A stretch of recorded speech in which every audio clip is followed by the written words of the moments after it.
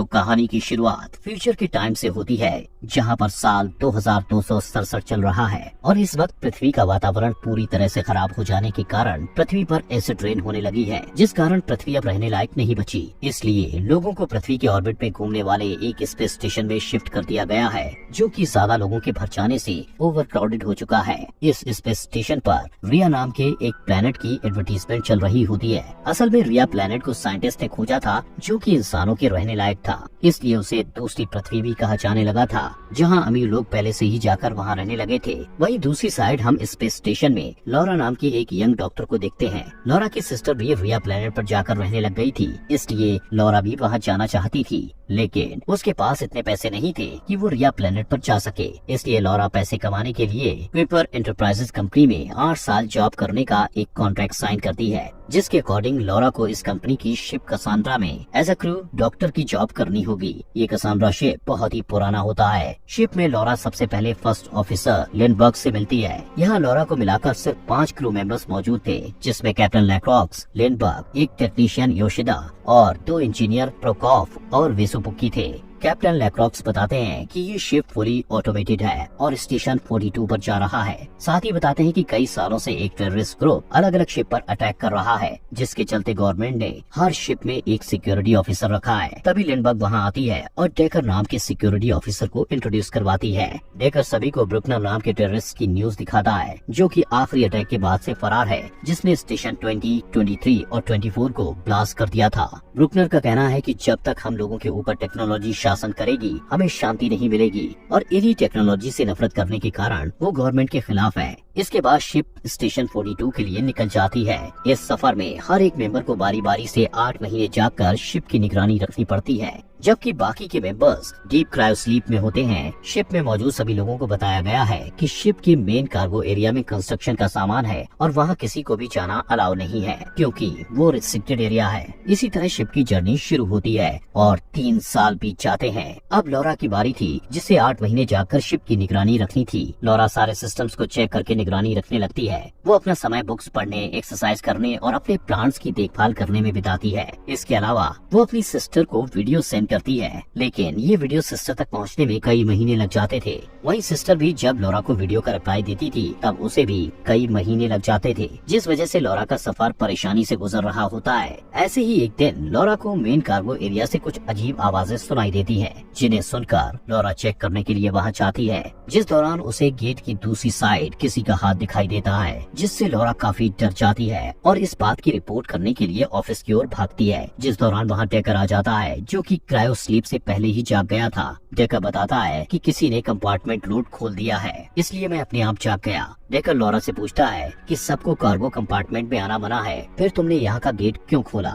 जिस पर लॉरा कहती है कि कार्गो एरिया के अंदर कोई है और ऐसी सिचुएशन में रूल के मुताबिक मुझे कैप्टन को जगाना होगा। इसके बाद वो कैप्टन लैक्रॉक्स को जगाते हैं और रिस्ट्रिक्टेड एरिया में चेक करने के लिए जाते हैं। कार्गो का ये एरिया बहुत ज्यादा बड़ा था। कैप्टन लैक्रॉक्स लॉरा से कहते हैं कि तुम्हारी ड्यूटी के दौरान इस कंपार्टमेंट को कई बार खोला गया है, जो कि शायद टेक्निकल इशू के कारण हुआ होगा। यहाँ बहुत सारे कंटेनर्स रखे हुए थे और ये एरिया काफी ठंडा था। लैक्रॉक्स ऊपर वाले फ्लोर पर चेक करने के लिए जाते हैं, वहीं लॉरा नीचे के फ्लोर को चेक करती है, जिस दौरान कैप्टन लैक्रॉक्स ऊपर के फ्लोर से नीचे गिर जाते हैं और उनकी वहीं पर डेथ हो जाती है। तभी कार्गो का मेन गेट ऑटोमेटिकली बंद होने लगता है। ये देख वो लैक्रॉक्स को लेकर जल्द से जल्द वहाँ से बाहर निकलते हैं। इस एक्सीडेंट के बाद शिप के सभी मेंबर्स को क्रायो स्लीप से जगाया जाता है, जिसके बाद लिंडबर्ग अब कैप्टन की पोस्ट संभालती है और सबको उनका काम बताती है, जिसमें दोनों इंजीनियर्स को कार्गो एरिया के मेन गेट को ठीक करके उसे सील करने का ऑर्डर दिया जाता है। योशिदा को सभी एंट्रीज और सस्पिशियस एक्टिविटीज चेक करने का कहा जाता है। वहीं लॉरा को लैक्रॉक्स का पोस्टमार्टम करके डेथ का सही कारण पता लगाने को बोला जाता है। जब लॉरा पोस्टमार्टम कर रही होती है, तब उसे लैक्रॉक्स की आंख में आर्टिफिशियल इम्प्लांट दिखाई देता है, जिसे बाहर निकालकर लॉरा एक्सेस करने लगती है।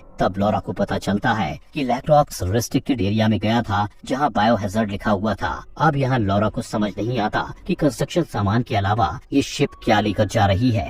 यहाँ लॉरा डेकर को भी इस बारे में बताती है। इसके बाद वो दोनों अकेले ही इन्वेस्टिगेशन करने का डिसाइड करते हैं और लैक्रॉक्स के एक्सेस कार्ड की मदद से रेस्ट्रिक्टेड एरिया में चले जाते हैं, जहाँ उन्हें कई ऐसे कंटेनर्स दिखाई देते हैं जो कूलिंग कर रहे थे। इन कंटेनर्स में उन्हें इंसानों की बॉडी दिखाई देती है। लॉरा एक कंटेनर को बाहर निकालती है और देखती है कि उसमें एक छोटी लड़की है। इसके बाद वो दोनों इंजीनियर्स की मदद से उस कंटेनर को रेस्ट्रिक्टेड एरिया से बाहर लाने लगते हैं, जिस दौरान कंटेनर्स अचानक रिलीज होने लगते हैं। लॉरा वहाँ से बाहर निकल पाती उससे पहले ही कंटेनर्स मूव होने लगते हैं। अब डेकर लॉरा की मदद करता है और उसे कंटेनर से नीचे गिरने से बचा लेता है। अब उस लड़की वाले कंटेनर को वो अपने एरिया में ले आते हैं, जहाँ लिंडबर्ग कहती है कि ये सभी लोडिंग कंपनी का मैटर है और हमें इसमें दखल नहीं देना चाहिए, जिस पर लॉरा कहती है कि इस कंटेनर को लाते वक्त किसी ने कंटेनर को सेट किया था, जिस वजह से सभी कंटेनर्स मूव करने लगे, जिससे हमारी जान भी जा सकती थी। असल में लॉरा को शक था कि शिप में उनके अलावा कोई और भी है और उसी इंसान ने लैक्रॉक्स को मार डाला है।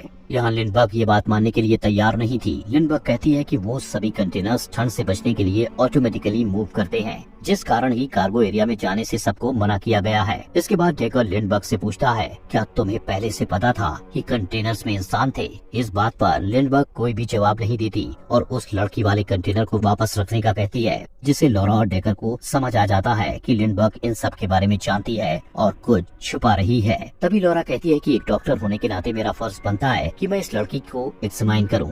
डेकर भी लॉरा की बात से सहमत था, इसलिए लिंडबर्ग कुछ नहीं बोल पाती और लॉरा को उसका काम करने का कहती है। लड़की को एग्जामिन करते वक्त लॉरा को उसके ब्रेन में माइनर एक्टिविटी दिखाई देती है, लेकिन कंटेनर के ओपन होने में समय लगता है। लॉरा डेकर को बताती है कि ये कंटेनर स्कैनर को रोक रहा है क्योंकि ये इलेक्ट्रॉनिक सील से सिक्योर्ड है। दूसरी ओर योशिदा को देखते हैं, जिसके पास लिंडबर्ग आती है और उसे डेकर के बारे में इंफॉर्मेशन निकालने का कहती है, क्योंकि लिंडबर्ग को शक था कि डेकर कुछ गड़बड़ कर रहा है। इधर डेकर और लॉरा कंटेनर के ओपन होने का वेट करते हैं। लॉरा डेकर से स्टेशन 42 के बारे में पूछती है, लेकिन डेकर उसे ज्यादा कुछ नहीं बताता।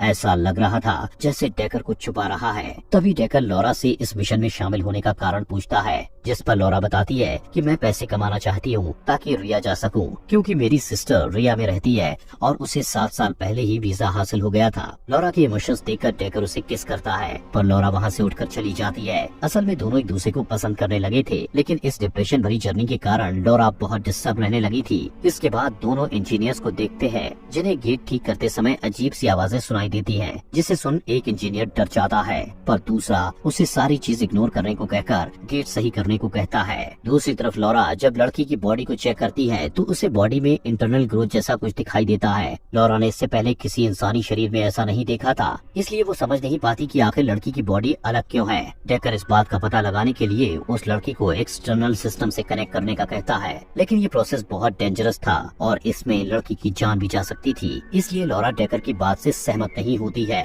जिसके बाद डेकर लॉरा से कहता है कि अभी के लिए इन सभी रिजल्ट्स को हमारे बीच ही रखना, क्योंकि इन सारी चीजों से हमें प्रॉब्लम्स हो सकती है। डेकर के जाने के बाद लॉरा अपने कैमरा में सिस्टर के लिए वीडियो रिकॉर्ड करती है। लॉरा उस लड़की के बारे में बताते हुए कहती है कि मुझे समझ नहीं आ रहा कि इस बोर्ड पर क्या हो रहा है, लेकिन मैं उस लड़की की मदद करने की कोशिश कर रही हूँ। लॉरा अपनी सिस्टर से जल्द ही मिलकर सारी बातें शेयर करने का कहती है। अब थोड़ी ही देर बाद लॉरा को उसकी सिस्टर का रिप्लाई आता है, जिससे लॉरा शॉक हो जाती है, क्योंकि पहले मैसेज आने और जाने में महीने बीत जाते थे, पर इस बार थोड़े ही टाइम में मैसेज पहुँच गया था। इसके बाद लॉरा डेकर के पास जाती है और उसे मैसेज की जल्दी आने वाली बात बताती है। साथ ही डेकर से पूछती है कि तुम्हें न्यूरल एक्सेस के बारे में नॉलेज क्यों है, तुम तो सिर्फ सिक्योरिटी ऑफिसर हो। यहाँ लॉरा को डेकर पर शक होता है कि वो कंटेनर में रखे इंसानों के बारे में जानता है, लेकिन डेकर उसे कोई जवाब नहीं देता और लॉरा को पकड़कर किस करने लगता है। इधर लिंडबर्ग सबको इकट्ठा करके बताती है कि योशिदा ने इन्फॉर्मेशन निकाल ली है, जिससे पता चला है कि किसी क्रू मेंबर ने क्रायो कैमरास के रिकॉर्ड में हेराफेरी की है। लिंडबर्ग सीधे डेकर के पास जाकर उससे सवाल पूछती है कि तुमने क्यों नहीं बताया कि तुम रेगुलरली जागते थे, जिस पर डेकर का कहना था कि मुझे सिक्योरिटी के लिए जागना पड़ता था।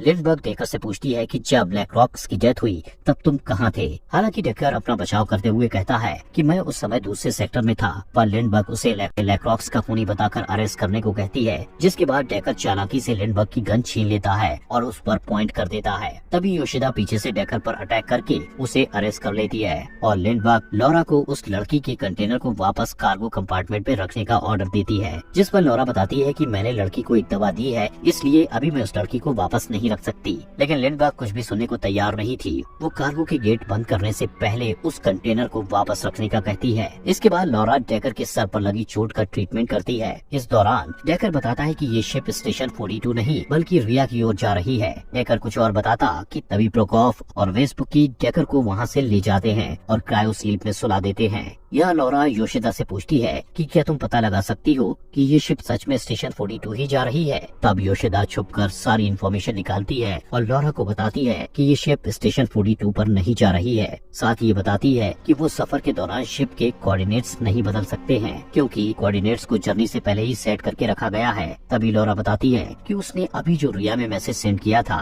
वो 20 मिनट में पहुँच गया था। इससे क्लियर होता है कि ये शिप रिया के आसपास ही है। योशिदा लॉरा को बताती है कि लिंडबर्ग ही डेस्टिनेशन कोऑर्डिनेट्स को एक्सेस कर रही है। इसी दौरान वहाँ वेस्पुकी आ जाता है और दोनों को पार्टी करने के लिए रूम में बुलाता है, जहाँ योशिदा जाने से मना कर देती है, जबकि लॉरा उन दोनों के साथ पार्टी करने रूम में जाती है। पार्टी करते वक्त वहाँ की लाइट अचानक से फ्लिक होने लगती है, जिस पर प्रोकोफ कहता है कि ये रेडिएटर की वजह से हो रहा है, इसलिए टेंशन लेने की जरूरत नहीं है। इसके बाद लॉरा योशिदा के लिए टी ले जाने का कहकर वहाँ से चली जाती है। जब लॉरा योशिदा के पास जाती है तो उसे वहाँ योशिदा की डेड बॉडी दिखाई देती है, जिसे किसी ने बुरी तरह मार डाला था। एक बार फिर सभी लोग इकट्ठे होते हैं और चेक किया जाता है कि डेकर उसकी क्रायो स्लीप से जाकर भाग गया है, जिससे सभी को शक होता है कि डेकर ने ही योशिदा को मारा है। इसलिए लिंडबर्ग पूरी शिप की तलाशी लेने को कहती है, जहां लॉरा वेस्पुकी के साथ और लिंडबर्ग प्रोकोफ के साथ डेकर को तलाश करने जाते हैं। लॉरा और वेस्पुकी को नीचे कॉर्डिनेट दिखाई देती है। वेस्पुकी को यकीन था कि डेकर यहीं छुपा होगा, इसलिए वो लॉरा के साथ उसे पकड़ने का प्लान बनाता है, जिसके अकॉर्डिंग लॉरा उस कॉर्डिनेट में जाएगी और वेस्पुकी दूसरे रास्ते से वहां जाएगा और दोनों डेकर को पकड़ लेंगे। जिसके बाद लॉरा उस जगह के अंदर जाती है जहां एक अनजान आदमी लॉरा पर अटैक कर देता है। वो आदमी लॉरा को मार पाता इससे पहले कोई उस अनजान आदमी पर शूट करके उसे मार डालता है। लॉरा अपने आसपास देखती है लेकिन उसे वहाँ कोई भी दिखाई नहीं देता।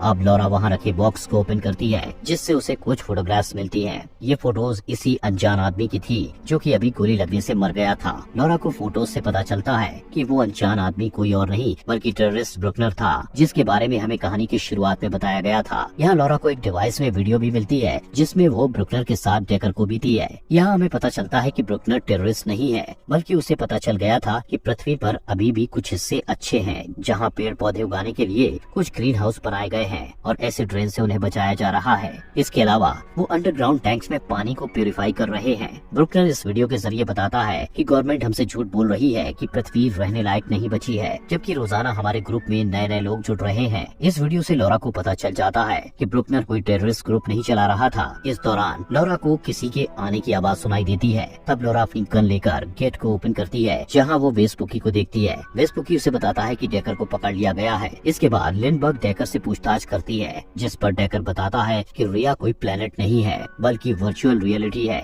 जहां सभी लोगों को गवर्नमेंट ने धोखे में रखा है ताकि वो उन लोगों से पैसे कमा सके। साथ ही बताता है कि पृथ्वी पर जीवन संभव है और इसी बात को प्रूव करने के लिए ब्रुकनर और मैं गवर्नमेंट के खिलाफ काम कर रहे हैं। लॉरा डेकर से पूछती है कि क्या तुम ही ने ब्रुकनर को मारा था, जिस पर डेकर कहता है कि वो पागल हो चुका था, उसने लैक्रॉक्स और योशिदा को मार दिया था, इसलिए मुझे उसे मारना पड़ा। अब लिंडबर्ग डेकर को लॉक में रखने को कहती है। वहीं लॉरा से बोलती है कि उस लड़की वाले कंटेनर को लोड कैच में रखवाने के लिए प्रोकोफ और वेस्पुकी तुम्हारी हेल्प करेंगे, इसलिए जल्द से जल्द उसकी जांच खत्म करो। लॉरा सब कुछ समझ चुकी थी कि डेकर सही है, जबकि लिंडबर्ग गवर्नमेंट के साथ मिली हुई है, इसलिए लॉरा लिंडबर्ग पर गन पॉइंट करती है। पर लिंडबर्ग पहले ही लॉरा के माइंड को समझ गई थी, इसलिए लिंडबर्ग लॉरा के गन पॉइंट करने से पहले खुद लॉरा पर गन पॉइंट कर देती है और उसके हाथ बांध देती है। यह लिंडबर्ग बताती है कि रिया प्लेनेट पर शुरू से ही कॉलोनाइजेशन फेल हो गया था, क्योंकि कॉलोनाइजेशन के दौरान उन लोगों से कई गलतियां हुई थी। इसलिए फिर दूसरे प्लेनेट को खोजने का आदेश दिया गया और डिसाइड किया गया कि उस प्लेनेट पर वो गलतियां नहीं करेंगे जो रिया पर की थी।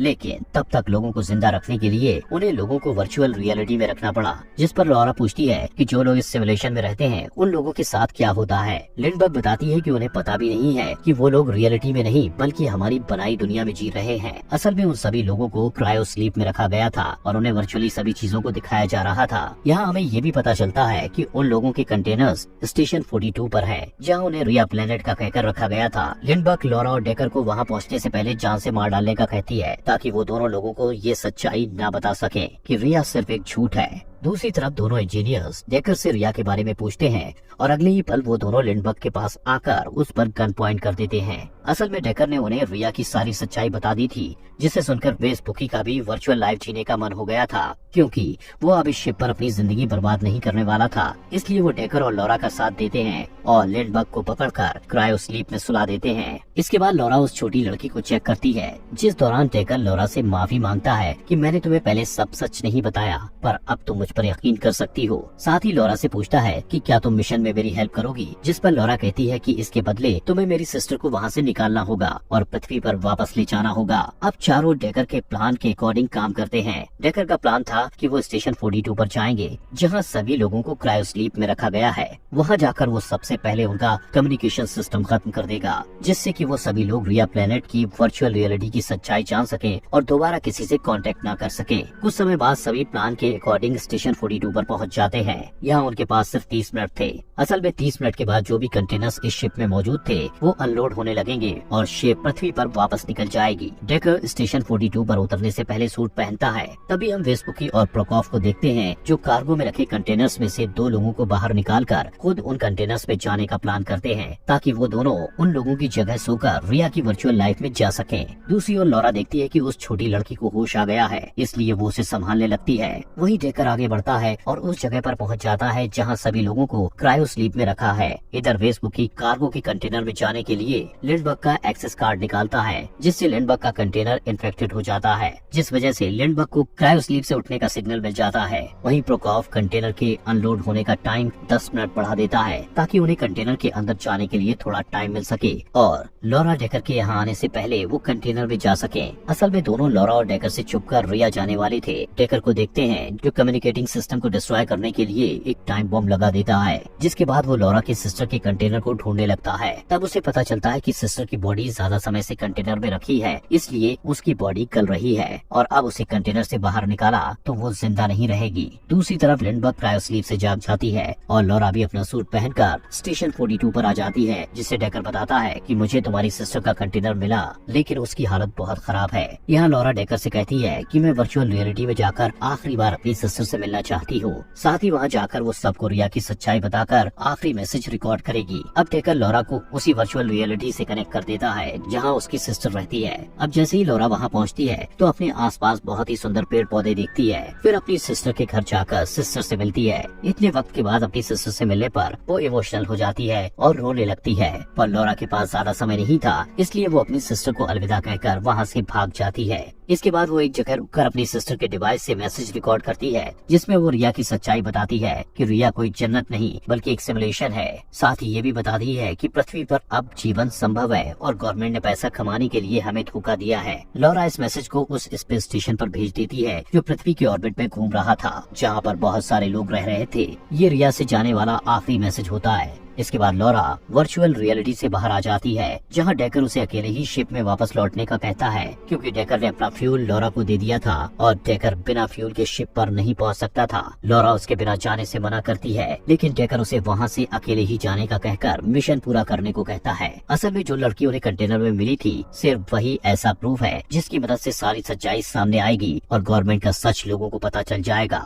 जिसके बाद डेकर फ्यूल न होने के कारण वहाँ से गिर जाता है और लॉरा अपने सूट को बूस्ट करते हुए वापस शिप पर जाने लगती है। लॉरा डेकर की मौत से बहुत दुखी होती है, क्योंकि वो उससे प्यार करने लगी थी। लॉरा जैसे ही शिप पर पहुंचती है, शिप वहां से जाने लगती है, जिसके बाद डेकर का लगाया गया बॉम्ब भी ब्लास्ट हो जाता है और सारा कम्युनिकेशन सिस्टम डिस्ट्रॉय हो जाता है। लॉरा जब शिप में होती है तो उसे वो छोटी लड़की कहीं भी दिखाई नहीं देती। तभी लिंडबर्ग उस पर अटैक कर देती है, जो कि क्रायो स्लीप से जाग चुकी थी। दोनों के बीच फाइट होती है, जिसमें लॉरा अपनी चालाकी से लिंडबर्ग को शिप से बाहर कर देती है और लिंडबर्ग स्पेस में गिरकर मर जाती है। इसके बाद लॉरा उस छोटी लड़की से मिलती है और दोनों पृथ्वी की ओर चले जाते हैं। फिर कुछ महीने बाद लॉरा का सेंड किया हुआ मैसेज उस स्पेस स्टेशन पर पहुंच जाता है, जिसे सुनकर लोगों को सारी रियलिटी पता चल जाती है और इसी के साथ ये मूवी यहीं पर खत्म हो जाती है।